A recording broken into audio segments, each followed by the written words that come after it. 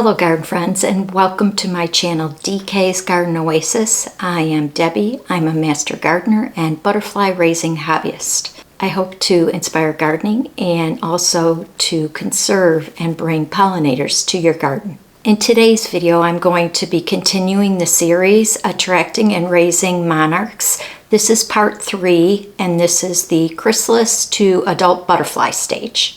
The complete transformation is quite amazing and one of nature's wonders. Make sure you stay till the end where I share a quote about bees. I wanted to go over first the other 2 videos that I did in the series.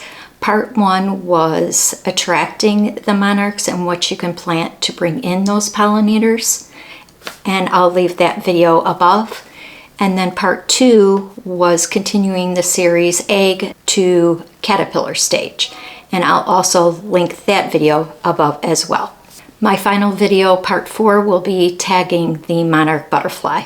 Just to review, the egg stage lasts 3 to 5 days. There are 5 instars, and molting lasts about 24 to 36 hours. The caterpillar or larva stage is approximately 10 to 12 days. The pre-pupa is approximately 12 to 24 hours. Pupating actually lasts about 3 minutes. The chrysalis is about 10 to 12 days, and eclosing takes about approximately a minute. The drying of the monarch's wings takes approximately 2 to 4 hours, and a butterfly lives approximately 2 to 6 weeks, except for the migrating monarchs. Those will emerge in late August, beginning of September, and will go to their wintering grounds in Mexico, and they will return in late February, March, and start the cycle again. So that's approximately 9 months. So how does this amazing transformation happen? From the time the egg is laid, the monarch butterfly is already developing inside the caterpillar. Special cells called imaginary cells are developing inside the egg and caterpillar and are forming the adult butterfly's wings, antennae, feet, and proboscis. After about 2 weeks, the caterpillar will stop eating and start searching for a place to pupate. It will spin a silk button and will attach its rear prolegs to that button and hang into a J form, where it will stay for approximately 12 to 24 hours. I'll show a picture above of what that looks like. And then from there, after approximately that 12 to 24 hours, you will see the caterpillar start moving its head. You can see the 2 antennae filaments that are twisted, and once that happens, you don't want to look away because it happens pretty quick. Here's a caterpillar in its J position and getting ready to split in its exoskeleton.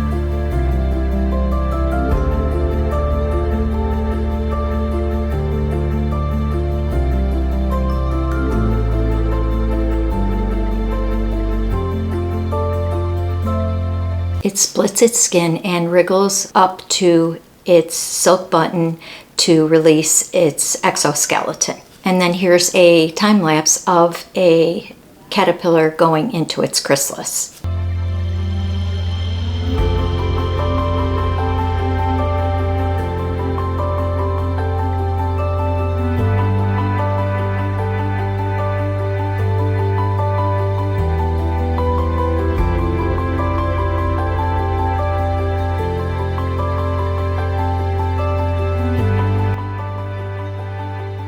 The inside of the chrysalis liquefies its unused parts, and the imaginary cells start the process of developing into the adult butterfly. From the time that it's a caterpillar to adult butterfly, the heart continues to pump and continues to breathe through its spiracles on its abdomen. A common question is, what are the gold specks that go around the top of the chrysalis? Here's a picture of the chrysalis. They are the parts of entry for oxygen and reflect as gold specks. Around 8 to 10 days, the chrysalis will appear translucent, and you can see the adult butterfly through the chrysalis. The butterfly pushes its way out of the chrysalis and hangs onto its exoskeleton. Its abdomen is huge and the wings are tiny. The proboscis is in 2 parts and closes it to form a straw to suck nectar. The abdomen starts to pump hemolymph, which is butterfly blood, out of the abdomen and into the veins of the butterfly wings. After a few hours,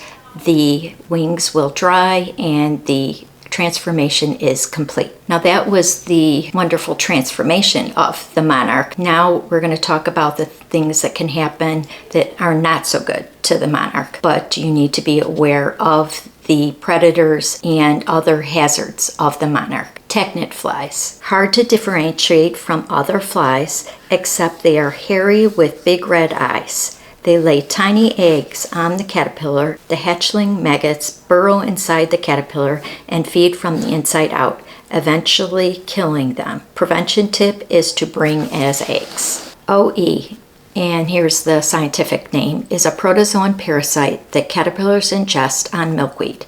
It spreads through microscopic spores coming off the wings and bodies of adult butterflies.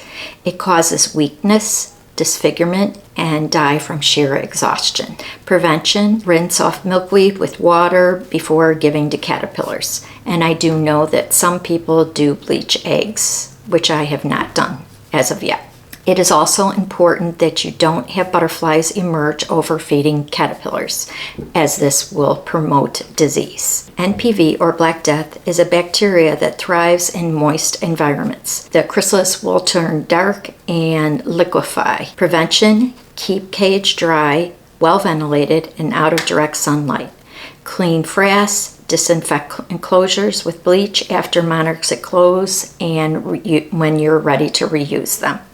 Rinse and dry milkweed as well. Trigogramma wasp lay eggs inside the egg, and the wasp larva develops and eats the host embryo, causing eggs to turn black. Chalcid wasps lay eggs in newly formed chrysalis and eats the contents inside. Prevention is to bring in the eggs. BT, naturally occurring bacteria used in powders and sprays to protect food crops. Prevention: grow your own milkweed and don't assume when you buy from a store it says organic that they haven't used BT. You need to ask them if they use the product. Rinse thoroughly. If your caterpillar has ingested pesticides, it will often expel green vomit. Flea and tick treatments, Febreze, air fresheners, or cleaning supplies. A lot of people don't know about this. Make sure your pets aren't nearby the caterpillars, and wash your hands after and using any of these products, or wear gloves. So as you can see, there are many things that can happen to the monarch throughout its development. That's why less than 10% survive in the wild, and possibly even less. In my final video of the series, Tagging Monarchs, I'll also go through some of the challenges of the adult monarch on its way to its migratory journey. I'll also show you how I tag the monarchs and what we can do to make sure that the monarchs are here for future generations. So make sure you hit the subscribe and notification bell for that next video. I hope you enjoyed seeing the beautiful transformation of the monarch butterfly from the chrysalis to the adult butterfly. So hit the like and comment below your experiences seeing monarchs. Now I'd like to share a quote about bees.